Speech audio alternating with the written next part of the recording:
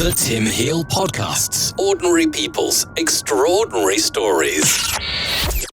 Welcome to the Tim Heale Podcast. In this episode, I'm going to have a chat with Chris. Chris is going to tell us where and when he was born. He's going to describe what it was like where he grew up, the schools he went to, and the education that he received. So, Chris, you're in the room. Hello, Tim. Thank you. So, yes, I'm Chris Thrall.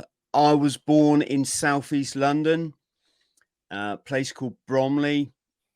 Can't say I remember too much of it because we moved to the southwest when I was fairly young, where I embarked on, I think, my first of 5 or 6 schools. Good grief. Yeah. So we lived in a village on the edge of Dartmoor, about 10 miles from Plymouth. And my parents are very good people, but they really didn't have it together. I think it's fair to say carried a few issues with them. So it's quite hectic, is putting it nicely, Tim, is my childhood. Why did they move out of London? Oh, gosh. Why they moved out? About 1974, thereabouts. Yeah. And I would have been. Was there a particular reason? Did they get a job down south, or were they chased out by the mafia? No, my dad's always been a carpet salesman. So he worked in a company down here called Times Furnishing, which anyone who's my age who lives in Plymouth might well remember. But no, we'd always had a connection with Devon, certainly through the beach holidays, if nothing else. I'm talking about my parents' generation now. Yeah. And I really don't know, Tim, why they took the step, but my mum used to like change, you can say. She was never really comfortable in any one place doing any one thing. So she had a lot of, she liked to move quite a lot, and she had a lot of careers as well. But yeah, it led to quite a troubled upbringing, you can say. And not just that, the 70s there's a lot of good about the 70s, but it was pretty violent for kids. Yeah. Yeah. It certainly was where I grew up. Yeah. Young people now wouldn't believe it if I told you what adults were allowed to do to kids back then, and no one questioned it. We still had the cane in our school. Yeah, exactly.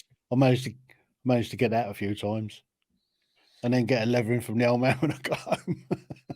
Yeah, well, they used to beat you until you cried. That was normal. We didn't know any different. Nowadays, you'd get 5 years in prison if you did that to a kid. Yeah, that's just for a little smack. But there you go. So 5 different schools.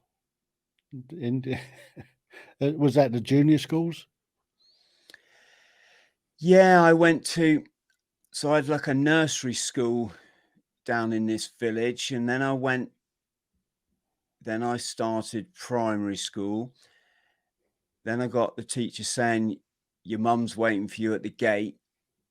So I went out to the gate and promptly got shoved on a train and whisked up to Lincolnshire, 300 miles away, where we lived with our grandmother. And I went to a 3rd school. Then my mum and dad got it back together again. So we came back down to Devon. I went to my 4th school. And then we went back up north, another mucking around. That was my 5th school.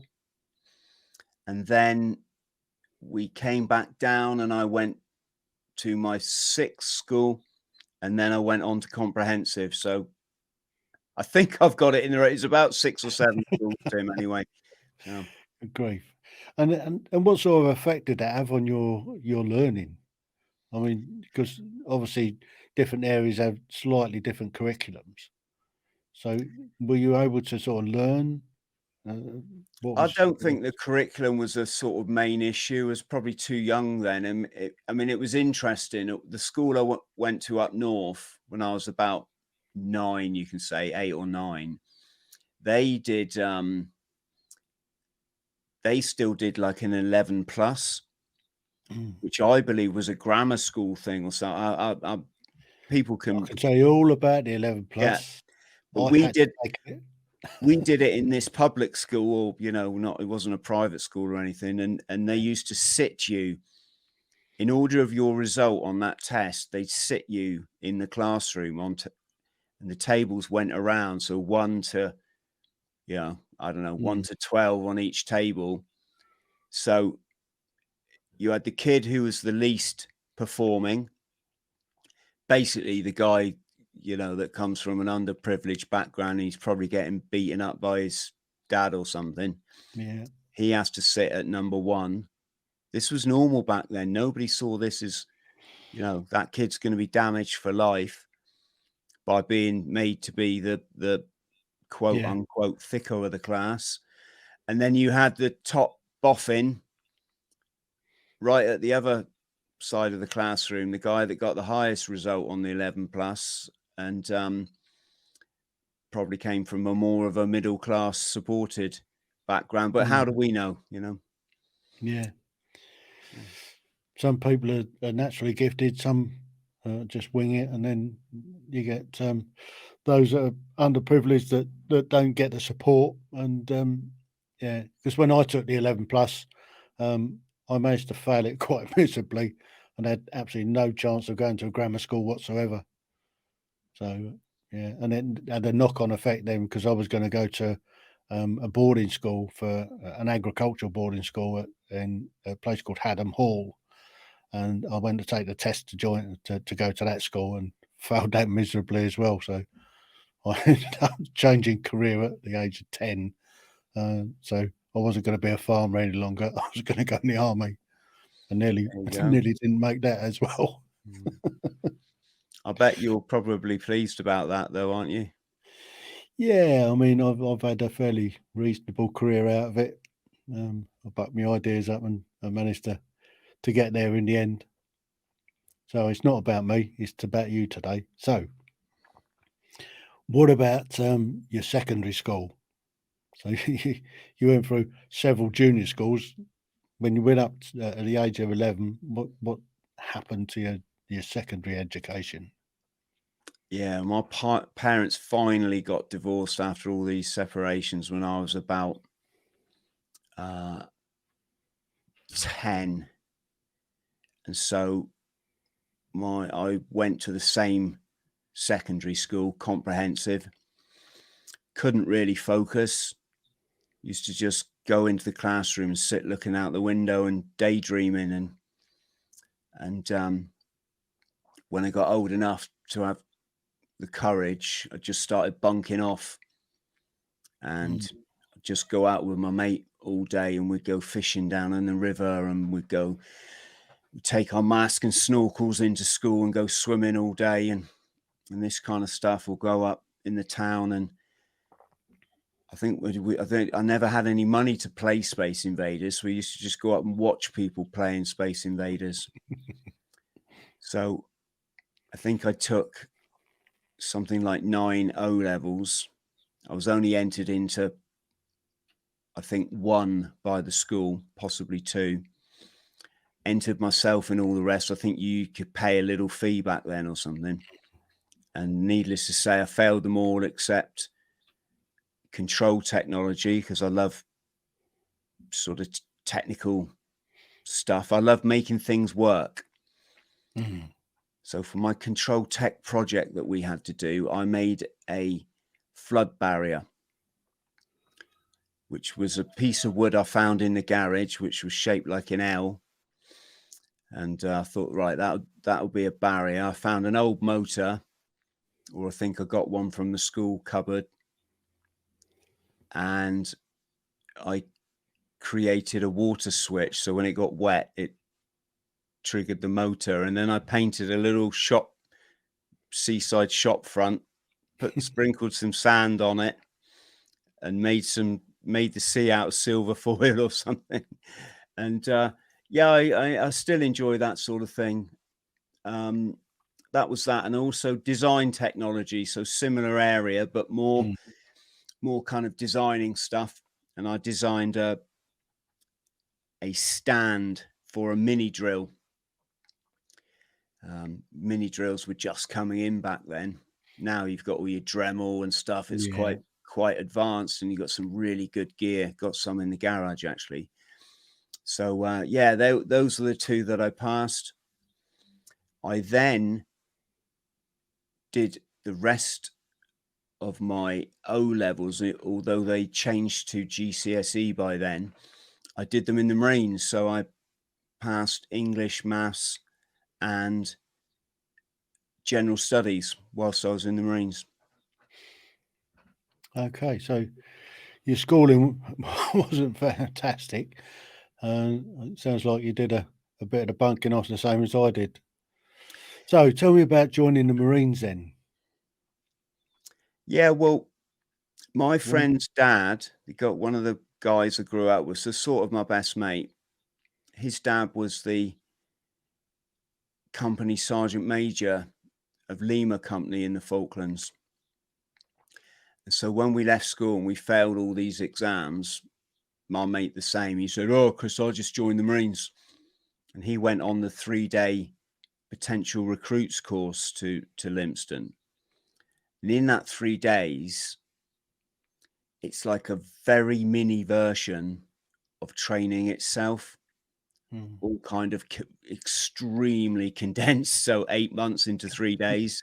And by that, I mean, you do a bit of classroom work, learn a little bit about weapons, answer some questions on the Navy and the Royal Marines, or you answer to I think it was a Wren that was questioning us, and we had this little interview, and we got asked, I think, things like, do you know what weapon the Royal Marines use, and this sort of stuff.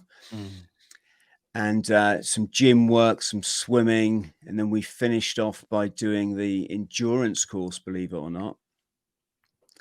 And yeah, so my buddy, I was homeless in my car at the time, so all these shenanigans of my younger years never stopped. In fact, they went on quite a lot into my adulthood, until as a family we all just calmed down a bit. My mum actually died, I think, before. Took my mum dying really to calm down all the nonsense, Tim, Yeah. Just actually spend some quality time with her, because she got asbestos poisoning. She lived for another year after being diagnosed, which is quite long for mesothelioma. Yeah. And in that year, we just didn't have any sort of crossword, obviously. So there I am. I've been kicked out of home. I was living with my old man at the time, and I was living in my Renault 12. I always remember I had my speakers and my hi-fi in the back. whole hi-fi system and all my clothes. So my mate comes up and knocks on the window. He says, "Chris, I've just joined the Royal Marines. I've done a 3-day potential recruits course. It's really hard. They made us do this. They made us do that. And then we do. But of course, you couldn't pass it, Chris." God, I tell you what, I was so angry. I could have smacked him one there and then, I had such internal anger. It took me many years to understand it. And so I said to him, "Oh, yes, I can." He said, "Right, we'll go down to the recruiting office." And I said, "I will." So I set myself a challenge. It's actually in my book here. There we go. Look. In my book, State of Mind, hope you don't mind me plugging one of my memoirs on the show. We'll have a chat about that later on, but yeah. State of Mind is the story of how I ran the length of the UK for charity. And the first chapter of it talks about how I set off. I made a deal to myself. I set off up the aerodrome. We had an old Second World War airfield in the village. And if you ran up and back, it was about a mile. And I made myself a deal. If I could run this mile, without stopping, it was quite a long way when you're unfit, and I was a smoker and drinking a lot back then and this kind of stuff. But I thought, if I can do it non-stop, then I'll go down to the recruiting office. But if I can't even run a mile, then I'm not going to waste their time. I'll be wasting their time and mine. And that mile nearly killed me. It was pitch black. I was drunk because I'd just come out of my friend's New Year's Eve party, I think it was. I went, right, Chris, do it. And I just started putting one foot in front of the other. Before long, I was dying, absolutely dying, feeling like I couldn't go on, Tim. And a little voice in my head said, if you give up now, you're just going to give up for the rest of your life. And what have you got to go back to? Living in a car. And so I made that decision, I guess, that a lot of people don't make in life, is I'm going to hang in there. I'm going to do this, and I'm going to change my life. And there you go. On the Monday after the Christmas holidays, I went down to the recruiting office. I said, I'd like to forward an application to join the Royal Marines, please. That's what my mate told me to say. I didn't know what you say. And he said, right, you see that pull-up bar? Hop up there and do some pull-ups. So I hopped up and did about 29, not knowing that 29 pull-ups is extremely unusual. Yeah. Many people struggle to do 2 or 3, or certainly the taller lads do. And so I'm up there doing these pull-ups, and I don't think I even got to 29. That was sort of how many I could do on my pull-up bar at home, or when I had a home. And this, I don't know what he was. He would have been a sergeant. He said, right, okay, get down, get down, get down. So I dropped to the ground and I thought, damn, I failed. I failed. I obviously wasn't doing them fast enough or proper enough or something. And he said, well, you certainly can do them. That was it. I had such a negative self-image because I'd never really had any support growing up, that it was hard for me to accept that I was good at some things. It's hard for me to take compliments and stuff. But that was it. Yeah. Next thing I know, I'm off to Limpston myself to do that 3-day course. Again, very similar situation. I was dying on the endurance course bit. I was slowly slipping back from the rest of the pack. And one of the corporals, I'm guessing it was a corporal, dropped back with me. He said, go on, mate.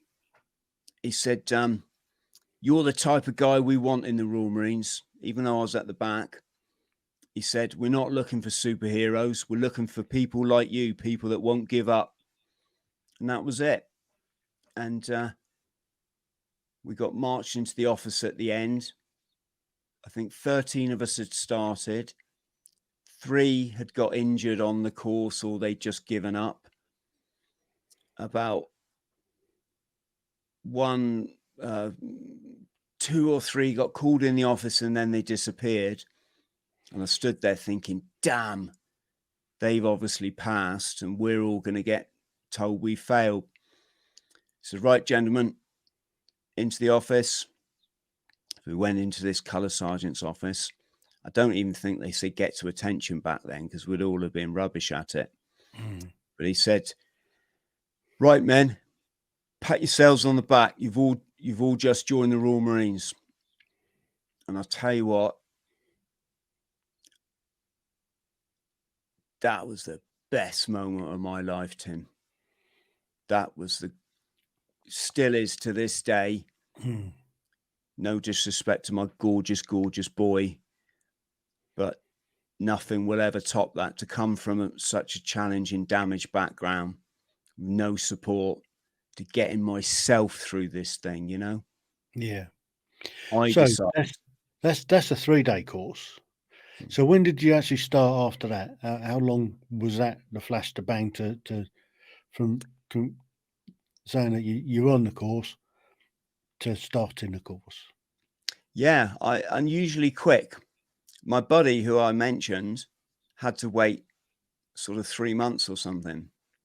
So he joined up and we had a goodbye party for him and off he went. And that week, I got a phone call from the recruiting office saying, look, can you join next week? And obviously they'd had some sort of space or something. And so there I am in the induction block at Lympstone. They don't call it induction anymore because it sounds like brainwashing. They call it foundation. But back in my day, it was induction, and that's exactly what it was. And there I am doing my ironing one night. I think the second night we were there, third night. And there's one of the Welsh lads came up, chap called John. Hello, John, if you ever get to see this. And he went, there's someone for you at the window. So I went and looked out the window, and there's my mate going. So I'd miraculously ended up joining 2 weeks behind my mate. And then lo and behold, he was back trooped from his troop into our troop. So we ended up passing out together. Oh, brilliant. It was quite So how did you find the training? Right. Some aspects were no problem at all. Nothing's ever easy in Royal Marines training. It's all new to you. Some lads are naturally take to things like the map reading and working out all the mills on the compass, you know, the degrees. Whereas for me, it was like my classroom stuff. I could do it, but it took a bit of effort. And I would never say I was going to be like the best at it. Whereas the climbing stuff, climbing ropes, press ups, all that, I was top of the troop in that. Or I was something they call PT superior, which is given to about 8 people. There was 50 of us at the time, so I was quite quietly pleased with that. But like I say, I didn't really take compliments that well. And all the admin sort of stuff, again, I was okay at. My boots were never going to be the brightest polish, but they weren't going to fail either. My shirt wasn't going to be probably the best iron, but it wasn't going to fail me either. Where I struggled was the speed marching and the yomping, if I was honest. So the load carrying, marching with weight.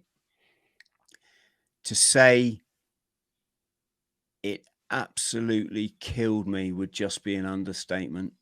Well, it wouldn't, because I'd be dead, wouldn't I? But you know what I mean. Yeah. I'd never done anything so hard as that in my life, and still to this day, Tim, haven't done anything that hard.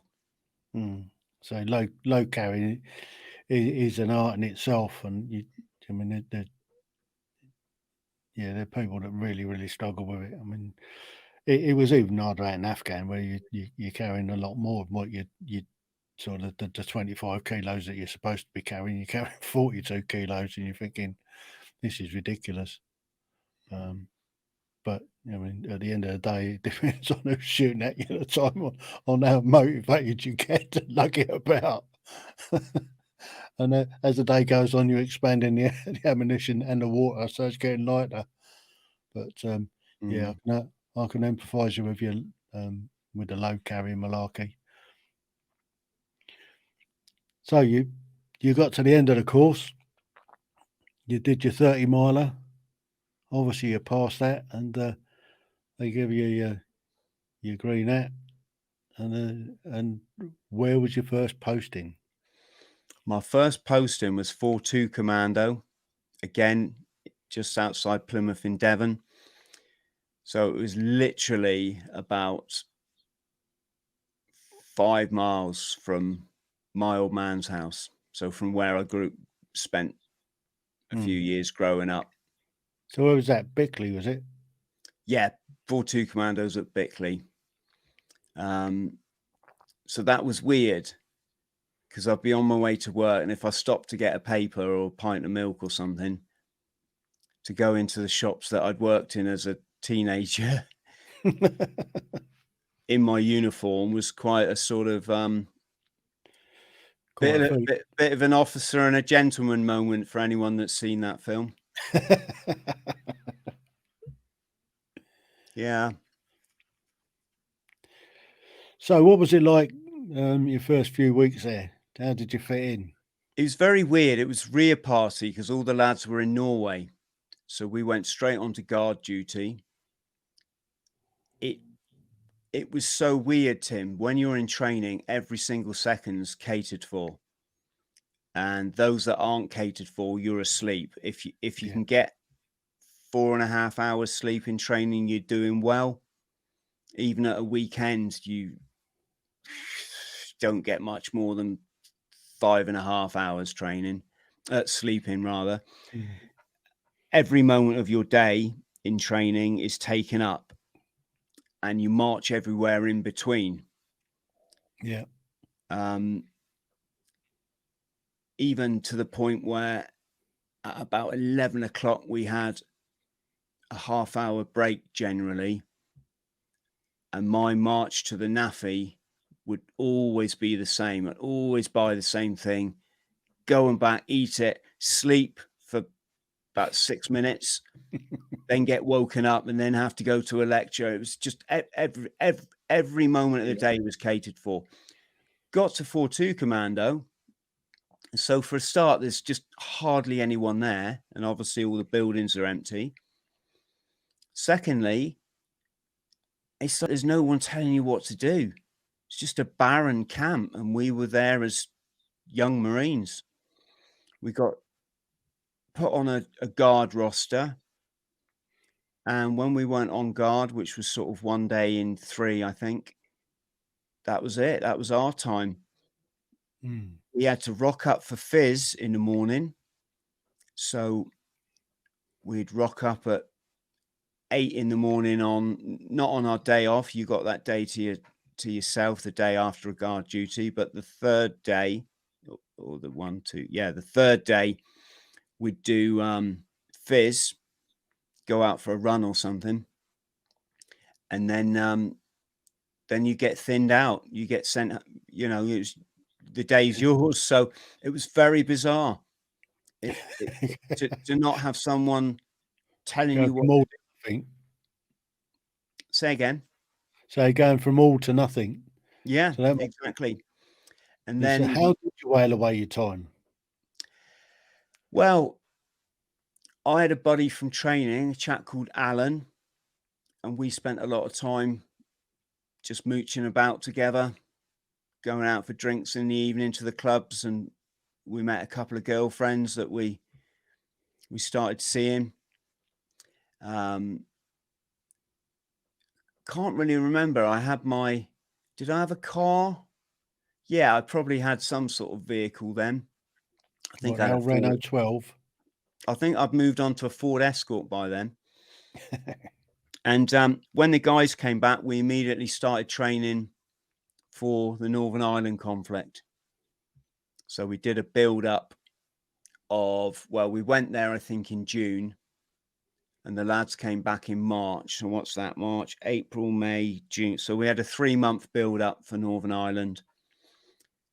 That was just quite good fun. Very, very busy.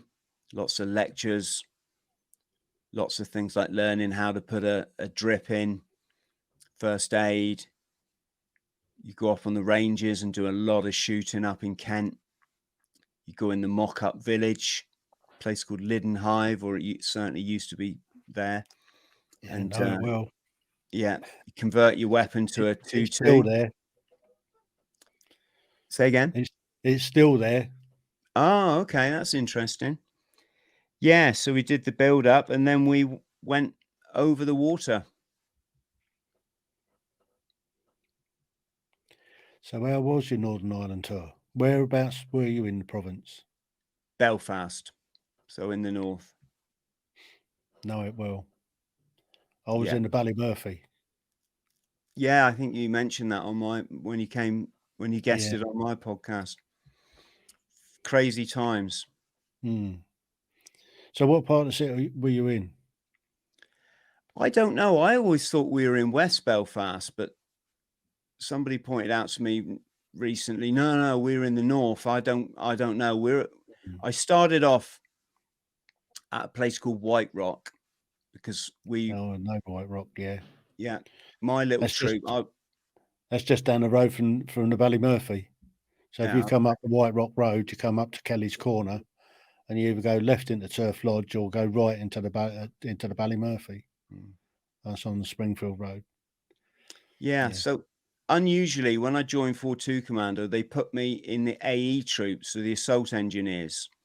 I wasn't going to stay there. It was just a temporary position for Northern Ireland. And we formed something called the Commando Reserve. We're supposed to be a sort of satellite unit. And so we started off with M Company. And then within 2 weeks, I think it was, we were attached to Lima Company. So we went to Girdrock. I think it was called Girdrock Park. And that's when everything started kicking off. In one day, we got bombed, or one of our sangers was bombed as we pepper potted out the gate to go on patrol. They bombed. It was basically around the back of the camp. So that was interesting.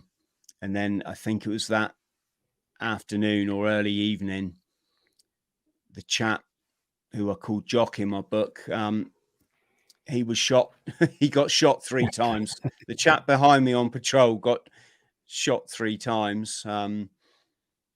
One round went through his weapon sling.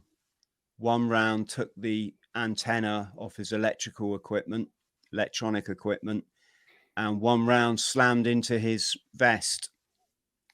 Not the bulletproof plate that you wear, the actual vest itself. And because it was a Kalashnikov, so I think it fires a short round. So it's funny. You do all this training to go out there, and then when you get out there, nothing really happens. You meet a few players, as we called them, so IRA members, and you stop them, possibly search them, have a bit of have a bit of conversation. But other than that, nothing was going bang as we kind of all expected it to. It's really tempting to become lackadaisical, to let your drills slide. That's the word I'm looking for. And then one day we got tasked to go and support Lima Company because it was the election night. And traditionally in the province, the IRA tried to interrupt election night, with it being, part of British democracy, alleged democracy, I should say. And it was funny when we were at Lyddon Hive and we were in the mock-up village. I remember we came under contact from a gunman. Let's just call him a sniper. And I remember taking cover, and the umpire, so the adjudicator on that exercise, came up to me, tapped me on the shoulder, pointed at Jock and went, "Your mate's been hit." I was like, oh, I thought when we came under contact and the rounds started coming down, I thought Jock had just dropped on the floor as some sort of, just taking cover. Hit the deck to take cover. I know it sounds a bit bizarre. I thought it was a bit of a strange thing to do, not run for cover, but that's what I thought he'd done. And the umpire went, no, he's hit. So, of course, I went out. Firemen's carried him into cover and then proceeded to give first aid because I was the first aider of the team as well. And so when we went out on this patrol with Lima Company, as I say, the first time we went out the gate, it went bang. So we had to run back in. We got debriefed. Then we went out again a bit later. And I think what happened is the IRA were obviously watching the gate, and they'd noticed that our vehicles hadn't come out. So we didn't have vehicle cover on this patrol. And when we got up into the Ardougne area, so that's for your friends listening, that's quite a hardened Republican area in Belfast.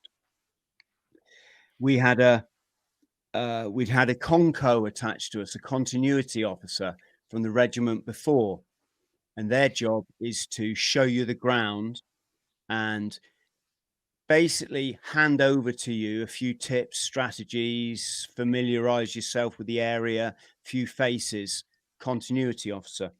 So this Conco turned round to our brick leader, chap called Gilly, and he said, right, we won't go up this alleyway. He said, it's renowned for IED devices. We'll cut across the park. So we broke into diamond formation and started to patrol across this area of grass. And as Jock behind me just stepped foot on the grass,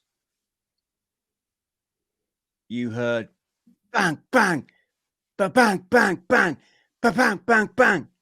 You could hear these high velocity rounds going down. And the next thing, Gilly shouting, take cover, take effing cover. So it was everyone cocked their weapons simultaneously. You could just hear everything rebounding off the walls, reverberating off the walls. And we ran for this little outhouse, and the four of us dived behind it. And when I look back to try and locate the firing point and get some rounds off, there's Jock lying spark out on his front on the grass in exactly the same scenario as what had happened in Lidenhive. Do you think the umpire had it in for him?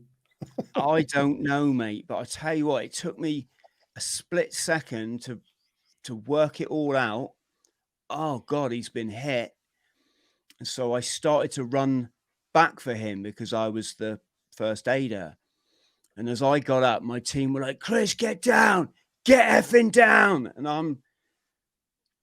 I'm like, yeah, like I can't do that. Right. But before I'd taken 2 or 3 steps, Jock pops his head up.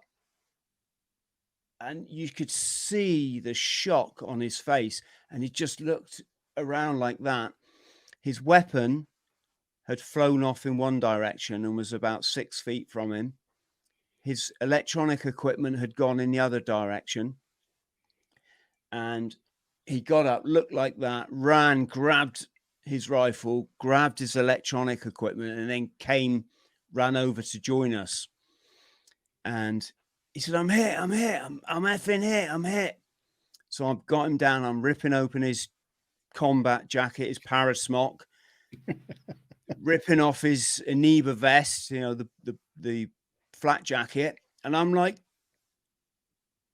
Jock, you're not fucking hit. You're not hit. He's like, oh, I am. I'm hit. I'm hit. I'm hit.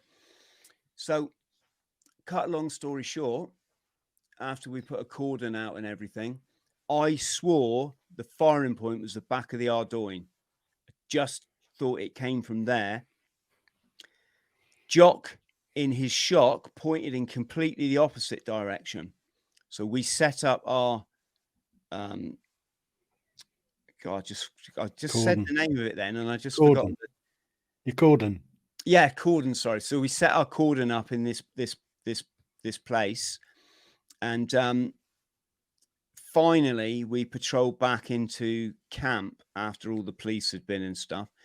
And Jock was so tenacious that he refused to get in the ambulance and patrol back in with us. And he went to the medical place that night, the sick bay, and they found the round still in his parasmock pocket. Right, so the round, it was an AK-47 round, so 7.62 short, was in his pocket, and they worked out what had happened. So as we had stepped onto the grass, let's call him a sniper, although technically he's a gunman.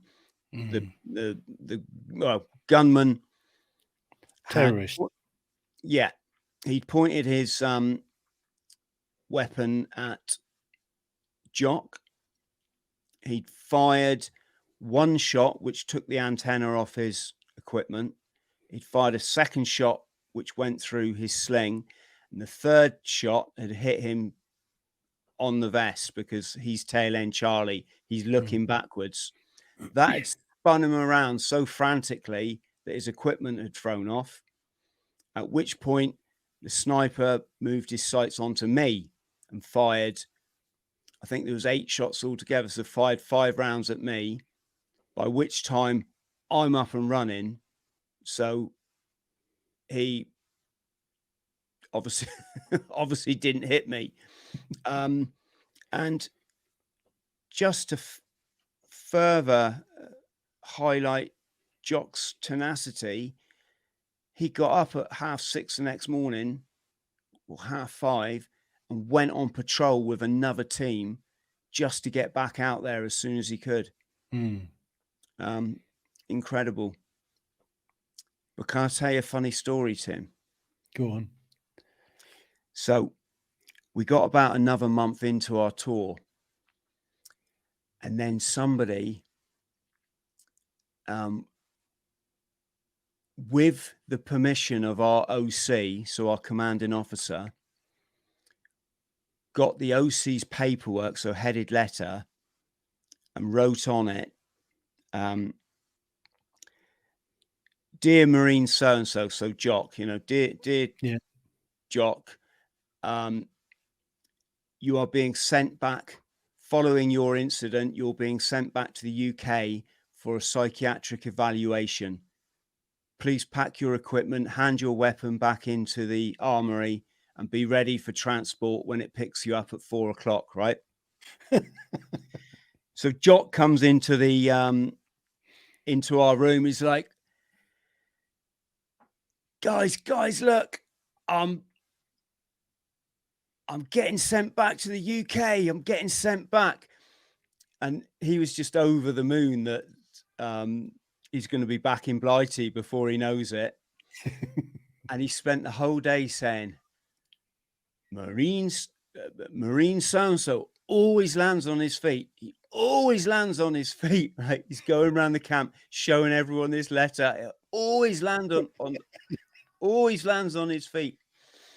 And then he handed his equipment, the armorer took his weapon back. He handed in his equipment, his bedding, packed his Bergen. The last thing he had to do was report to the OC and get officially dismissed. So he walked into the OC's office, comes to attention, salutes. Sir, Marine so-and-so reporting to go back to the UK. He thrust out this letter. The OC takes the letter, one glance at it, and goes, "It's a bite, Marine." It's a bite meaning it's a practical joke. How did he take it? And so at this point, we were all in the galley having scran. So we were in the dining hall eating dinner. And everybody on the camp knew about this bite by now. Everyone was going along with it. Everyone's like shaking his hand. Oh, good luck. When you're back in Blighty, could you do this for me? Could you do that? Oh, you're so spawny. But everybody knew it was a bite.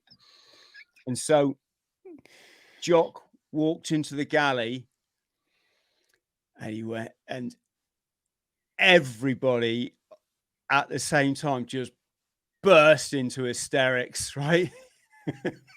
And Jock goes, "You bastards." That's a bit of a cruel bite, though, isn't it? It was undoubtedly the best practical joke I saw in my time in the Marines. How did Jock take it? Oh, you know what it's like. You've got to take it on the chin, haven't you? And laugh along with it. But was he looking for revenge? Probably. I think that was the done thing. That's the done thing. But yeah, good effort all round. Yeah. So you survived that tour. So you came back from that tour, and what happened next? Where did you go? So there I am again in the galley one day, and my mate Nige come in and sat opposite me. Nige and I passed out of training together, and he looked across at me and said, "I'm going to HMS Invincible." I said, "What?" He said, "I've put in for in fact, no," he said, "I've put in for Ark Royal." I said, "What do you mean, Ark Royal? That's a Navy ship. We're in the Marines." He says, "No, there's a small detachment of Marines on every ship in the Navy." I was like, "Is there?" He said, "Yeah. And the Ark Royal goes all around the world, Chris. Goes to like the Caribbean and Australia and places." Well, he didn't have to say any more, Tim. My mind's already made up. What you can put in for a draft, and it's basically like a holiday, and you travel the planet.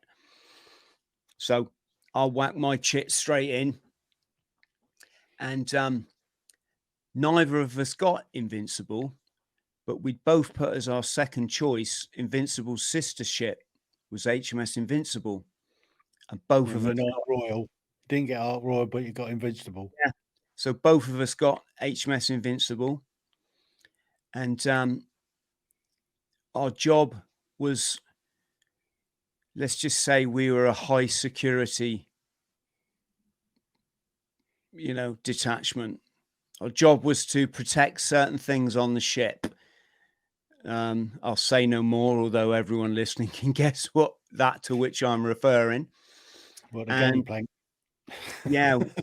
Stag on the gangplank. Yeah, well, we worked in a place called the Heale, which was right down in the bowels of the ship. You had to climb down these ladders to get there, and they weren't like the ladders you have normally on a ship. They were just like like you're going down a mine shaft, basically, and then you came out into this little room where certain things were kept, and there was a row of televisions that we had to man. We worked about 1 day off, 1 day on and 2 days off. And we only worked when we were alongside. So when we're in harbour, obviously at sea, there's the threat was minimal. So when we're at sea, all we had to do all day was just fizz in the morning. So our fitness, which we love to do anyway. And then the rest of the day we had to ourselves. What we used to do was just volunteer to do lectures and go and help the buffer, chipping and painting stuff, keeping our skill. Say again, Tim. Just to keep you occupied. Yeah, basically. And on that draft, I volunteered for ship's radio, so I volunteered to be the DJ. And I insulted everyone so badly. I was only allowed to do 2 shows. I did an Adrian Cronauer type show. I had all these characters like Bangkok Lady, Dockyard Copper, Dockyard. Is that here Dockyard air in them there tyres? And Bangkok lady was, oh, CJ. That's my nickname, CJ. CJ, I love you long time, CJ. When you come see me again. It was, and then we were the first ship to have wrens on board, Tim. So I was giving them a good slagging and they were loving it. We were saying, what's the difference between what was it? Something like, what's the difference between a big, fat, stinky walrus lying on the beach in Barbados and an HMS Invincible Wren? And the answer was, one of them's smelly and stinks of fish. The other one's a walrus. So the next night, the padre came and found me. And the padre was the go-between. If the captain ever wanted to say something to the men, but it wasn't going to be captain's table or anything that serious, they'd send the padre to speak to you. And the padre said, Marine Thrall, do you think you could sort of tone it down a bit? You know, making jokes about the captain is not really acceptable. So that was that. And on that draft, we sailed to Germany, the United States, Barbados, Turkey, Egypt, Gibraltar. I think we were just off Cyprus, but we didn't go in. Sicily, which was brilliant. We hooked up with a load of Yank Marines down there. So visited such places as that, Tim. It was absolutely incredible. Just a dream life for a young man. Yeah. Or young woman, but in my case, obviously, I was a young man At the time. Mm. So moving on then. So what happened after Invincible? Where did you go? Were you on Invincible for the Falklands? Was that around that sort of time? No, I was too young for that, mate. I was only 12 in the Falklands. No, I spent the next 3 or maybe it was 4 years at headquarters company, which was in Plymouth. And I used that time to buy my house. And then I started an international marketing business in my spare time, marketing electronic products through a network on behalf of a company called Quorum, which some people might remember, Quorum International. And I became so successful in such a short amount of time that within about a year, I was turning over $100,000. And I just couldn't wait to get out the Marine. The Marines now is hanging over my head. It's like shackles around my ankles, rather. So I put in my notice to leave, and the biggest part of my business was in Hong Kong. So I left the Marines, still had 3 months left to serve, which they call resettlement leave. So I still have my ID card. So I used it to get an indulgence flight to Hong Kong. So for the third time, I had 3 indulgence flights to Hong Kong. Cost you 30 quid. Oh, no, it's outrageous. So for 30 quid. In 1999 then? Yeah, 97, pre-97. This was about 93. 93 was the first time I went to Hong Kong. 95 was when I actually left to move over there. So, there I am, out of the Marines now and living in Hong Kong. And that's my second memoir. Here we go. Another plug. Look, Eating Smoke. One man's descent into crystal meth psychosis in Hong Kong's Triad Heartland. That was my first memoir. So as you can probably guess by the title, things things became a little bit challenging for a while over there. All right, Chris, what we'll do is we'll say thanks for that part, and then we'll do a part 2. The Tim Heale Podcasts. Ordinary people's extraordinary stories.